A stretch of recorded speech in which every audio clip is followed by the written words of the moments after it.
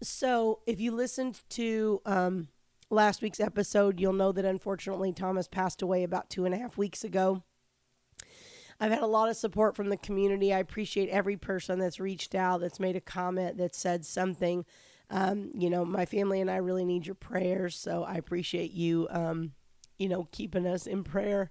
I had a few comments of people who said, wow, you seem disconnected 1 minute and crying the next, and seems like that's how this episode's going to go too, because that's how we're starting out, right? So if you've ever grieved somebody close to you, you'll know that it kind of ebbs and flows and everybody processes differently. And so, when I'm doing the podcast or I'm doing something of that nature, I tend to disconnect, and that's kind of true when Thomas and I would record the podcast anyway. As you know, if you've ever recorded yourself or performed or done anything, you kind of have to get into the technical aspect of what you're doing and pay attention to things, and you're not always thinking about the emotions of things. So I'm going to try not to just cry through the whole episode. But if you haven't listened to last week's episode and you weren't aware, Thomas did pass away about 2.5 weeks ago. You can go back and listen to that episode to learn about what happened. I'm not going to repeat it again in future episodes. But what I want to talk about today, I've titled this episode "A Love Story."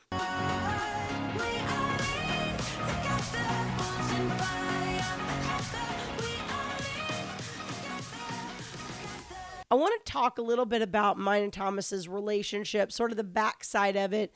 I know that, you guys, a lot of you are avid listeners and watchers on YouTube. And so, you're kind of familiar with our dynamic and the way we do. And, that dynamic carries over in a lot of ways into our personal life, but we have tended not to talk about our story, right? Our relationship and the history of it a whole lot, and I'm sorry, I'm banging around my cup here.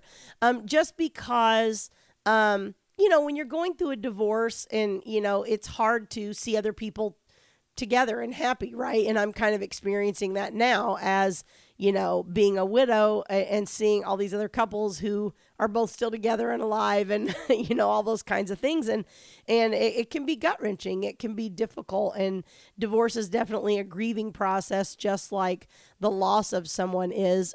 It's different in different ways. I think this loss is, very different in some ways easier, in some ways harder. And so, I think next week I'm going to talk about that a little bit, of kind of the differences in the types of grief that we deal with as we're going through these kinds of situations. And, even when you have custody situations that come up and you're suddenly spending time away from your children, I think that in and of itself can also be a type of grieving, because it's grieving for the life you used to have, right? For the fact you used to get to be with your kids all the time and all that, and now you're sharing them with a co-parent, and it looks different. And so sometimes we grieve our old life. So this week I want to talk about mine and Thomas's story. So Thomas and I met online, and, for the first few weeks, we just emailed back and forth and kind of talked about our different interests. And we talked about music, which was a big part of our life together. I know you guys have talked about him surf. And so he was doing a lot of surfing. We met in the summer in July of '06. And so he was doing a lot of surfing at that time. And I would email him and I wouldn't hear anything for 3 days. And I would think, this guy's not really interested. But what I soon learned was, just if the surf was up, you had to wait. And that's kind of how it always was with him. So, but he also played guitar and was a very, very talented musician. He's one of those people that you could just play a song for him and say, hey, what key is this in? And he would know. And he would just tell you, oh, they're doing that in D. And then I would say, okay, well, that's not a good key for me to try to sing. Can we try it in G? And he would just flip over and could do that. Excuse me. I would say that that's probably, one of the hobbies that I am missing the most at this point, because that's the one that he and I did together. Of course, I didn't go surfing with him. I used to say surfing was the only time that we were actually apart. And again, I apologize for the breaks. I'm just trying to continue to keep my voice hydrated so that I don't get too squeaky on you here. So we met online, and then finally one weekend my computer crashed. Now, he always said that he thought this was a story I made up, but it wasn't. My computer crashed at home, and so I sent him a note before I left work on Friday, and I said, hey, just so you know, my computer, at home I'm having problems with, and so if you don't get a response to my email, feel free to call me. So he called me on that Saturday, and he asked me out for the following Wednesday, which was July 26th. So we met at a little restaurant in downtown Carlsbad, and then after dinner, we went down to the beach, and this will tell you one of the things about Thomas. So our very first date, when I always say I spent days getting ready for that, right? My girlfriend came over, we went through all the dresses I had, and we went shoe shopping, and I got my nails done, and all the things that girls do, right, to try to make ourselves as attractive as possible to the other person. And Thomas shows up, and he's in like shorts and kind of a pretty casual polo and tennis shoes, and we look back on that and we joke. And he said to me, my mother asked me, he told me this later, he didn't tell me at the time. He said, my mother asked me before I went out the door if that was what I was wearing on my date. So we were very differently dressed, needless to say. But obviously that wasn't a hindrance for either one of us. And so we went down to the beach, and we walked on the beach for 2 hours, just complaining about our exes and complaining about, just grieving the loss together, and grieving the loss of that other person that we loved. Thomas or I, neither one really wanted our divorces, and we were kind of forced into them. I had a husband that wouldn't stop having affairs, and Thomas had a wife that opted out. And so neither of us had really an option. And so it wasn't our choice. And so we really talked about that a lot, and the fact that we still had love for our spouses, and that didn't hinder us from feeling like the other person was somehow not able to, be with us or whatever, because we understood. I understood that he still had feelings for his ex-wife, but that didn't necessarily mean that they were able to be together at that point or whatever. And she didn't want to be, so it wasn't possible. But I related to that, and I still had feelings for my ex-husband really at that point. So then our second date, we met at the beach and we walked again. And then we went back to his house, and I remember him trying to teach me how to dance. Him and his ex-wife had taken a lot of dance classes, and he was actually a very good dancer, which I know might seem a little bit weird because we've talked about Thomas has ADD, and in some ways he's not the most coordinated person. But he always said that his surfing was very not as fluid and smooth as some surfers and all that, even though he had been doing it for a really long time. And so we went back to his house, and he was trying to teach me to dance, and I was cracking up the whole time and stepping all over his feet. And, if dancing had been a high priority for him, I'm not sure we would have continued dating, because I was really kind of a disaster in a lot of ways. And then I was hungry. I hadn't eaten all day. He had stopped and gotten something to eat on the way to the beach to meet me, which I didn't do or plan for.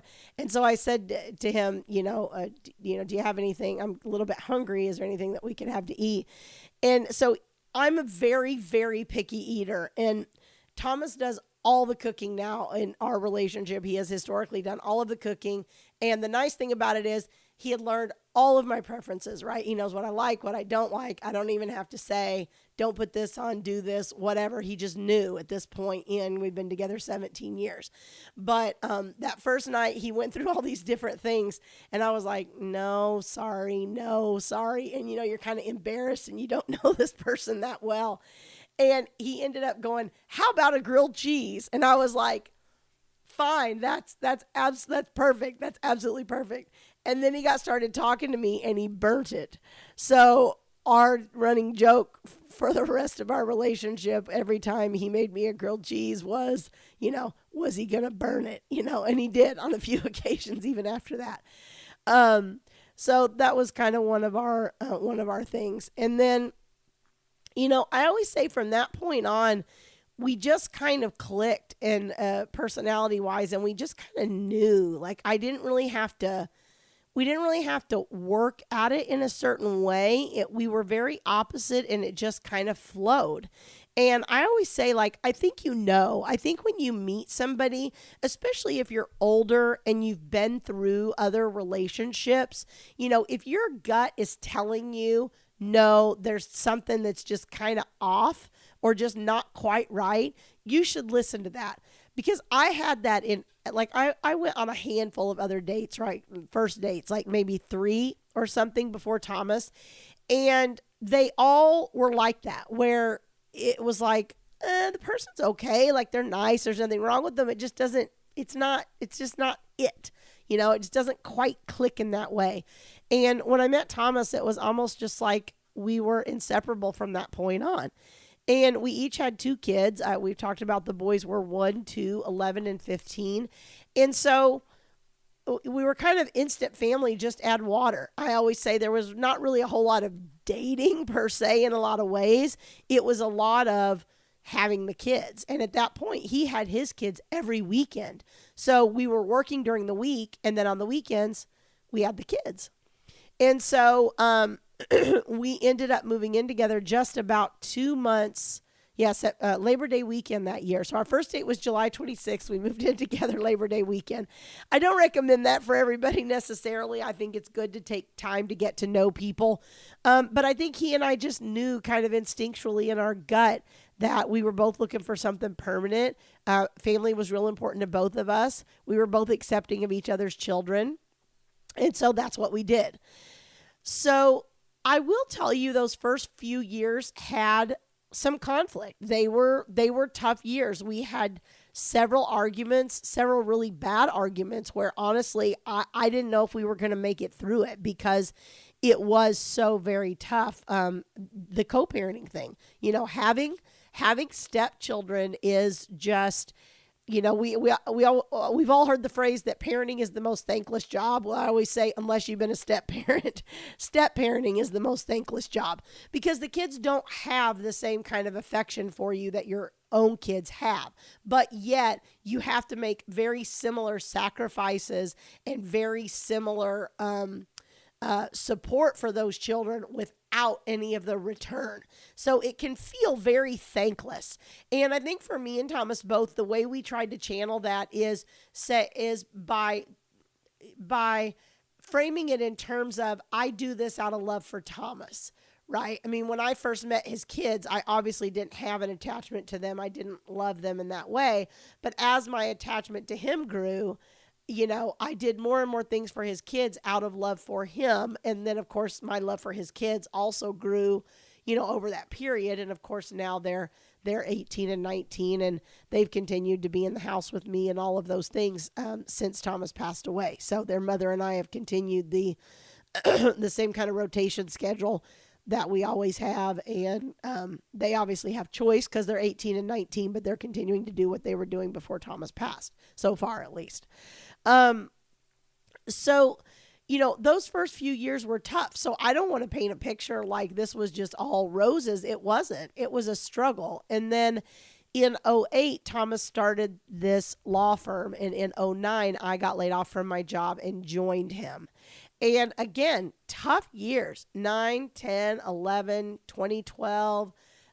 Those were all hard years because we were sort of finding our flow, right? We were almost in a power struggle, I would say, because, he's the attorney and he's, obviously had the legal knowledge and was trying to train me in that. At that point, I had none, but I had been an administrator for a long time and I was the person that kind of ran things. So we would kind of get into these power struggles where, he would be like, well, legally we need to do this. And I would be like, well, practically we need to do this, So we would have these little bouts of the power struggle. And then in 2013, I would say that's when our business really broke open, and we were so busy in 2013 that we worked almost every Saturday that year. We were just flooded with business, which was good, which we were grateful for. And then in 2014, as many of you know, my mother passed away, and that was a hit for us, right? Because I was very brain dead for, that was not a good choice of words, was it? But anyway, I had a very hard time. I had a lot of brain fog for about 3 or 4 months, really severely. And I really mourned the death of my mom pretty heavily for several years. I'm an only child, and that was a really, really tough hit for me. And Thomas, picked up the slack, and it was great to have somebody there that could do that and kind of keep things running when you were kind of down for the count, I suppose. And then I kind of recovered, and our business started to flow again. And we started saying, you know what? We don't really love the practice of law. Thomas didn't love it in that way. It was something he was good at in an intellectual way. But the battle of going into court and standing in front of the judges and fighting with each other, that just was not his style. I would always say he's a lover, not a fighter. And Thomas had really high emotional intelligence. I learned a lot about relationships from him, how to make them work, how to deal with difficult people, all those types of things. He would consume books, and he would be like, oh, you need to read this, or we'd have a discussion about it. And he just really grew my emotional IQ and my ability to help other people a lot during the time that I was with him. So in 2018, we decided to start this podcast. And so when we did that, it was kind of like, this is what we really want to do. We really want to teach people. We really want to help. We really want to be part of the problem. Because I think so many times when you're going through this type of thing, you don't get the explanation from attorneys on your situation from a practical perspective, right? You get what they think you should legally do according to how your case is handled under the law. But sometimes how your case is handled under the law isn't necessarily a good choice for you personally. So if you don't have that information on what's happening on the practical side or how you should handle it, then you have this gap. And then you're trying to make decisions. And then you look back and go, oh, well, if I'd known A, B, C, or D, I wouldn't have handled that way. Or sometimes the attorney thinks that they have a likelihood of getting you an outcome, but how much is that going to cost you? And is it worth that to you? Because maybe financially, there are bigger considerations than getting, if I can get 5% more custody time, and that's going to get me, a little bit more time with my kids, but it's going to cost me $50,000 to do it. Is it worth it? And so you have to weigh those trade-offs, because there's not black and white answers to that. It's not like the lawyer can say, you should do this, you shouldn't do this, but they don't have to then go live your life and deal with the consequences of that choice. And so that's really where Thomas and I started to go, people need help. People don't understand what's happening. All they're getting is the legal version of this. And I'm not saying the legal version is not important. You have to understand that aspect too, because you have to understand how your decisions are going to impact what's happening legally in your case and what the potential consequences of that are. So I'm not saying that there's not a place for the legal aspect of it. There definitely is. But I'm saying there's a gap in there where, in order to make good decisions, you need to be able to talk this through with somebody, to have that practical advice and guidance from somebody that doesn't have a dog in the fight, right? That doesn't benefit from you going to court and battling. I talked to somebody yesterday who's just spent thousands and thousands and, wants to hire me as a coach to help her. And I said, one of the things my husband used to say is, an attorney will fight with every last drop of your money. And I find that to be true. And I think there are times that you have a spouse to where you have to do that. You don't have any choice. They don't leave you a lot of choice. But there are also situations where, and I would say these are the vast majority of times, where things could have been handled much better, much more efficiently, and in a much less stressful, less financially devastating way if you had only had the information that you needed from the very beginning, right? And so that's really where the podcast came in for us. And once Thomas and I started doing the podcast, we kind of hit a stride where our relationship flowed, right? Like, my kids had grown up and left home. Okay. There was a lot of conflict, I think, when my kids were in the house because we just had the two sets of kids and, different decisions, and there was conflict there. But we kind of made it through that. My kids left. We had his kids here. But he and I sort of hit our point where we kind of were, our relationship flowed. It wasn't hard. It wasn't stressful. He was like my best friend. I told him every day, "You're my best friend, honey." And he would say, "You're my best friend too, Tammy." And so that's the point we had gotten to. And I think that came through on the podcast as well, because when we first started out, we would do outlines, right, to keep us on the same page, because we were kind of that fighting each other for control, right? And then we got to the point where we just had a few bullet points just to kind of keep us on track. And then I would say the last year and a half here, we don't even use a script. We just come up with a topic. We don't even really discuss it in a lot of detail because we want to come on and have it be fresh, right? And so we had just gotten to the point in all different aspects that things flowed really well. And one of the reasons I want you to know this is because I want you to feel like there's hope. There's hope for you to have happiness after divorce. It's not a death sentence. It's not the end of it. As long as God has you here, there's a purpose for you. And I believe that God has a purpose for me still being here, even though it's very, very difficult for me without Thomas. Obviously, this has impacted every aspect of my life. There's no corner that isn't touched by the loss of him. So it's been extremely difficult, but I know that there's a reason and there's a plan. And so we're going to push forward, and we're going to push forward together. Okay. So, like I said, the one thing I want you to take from this episode is hope.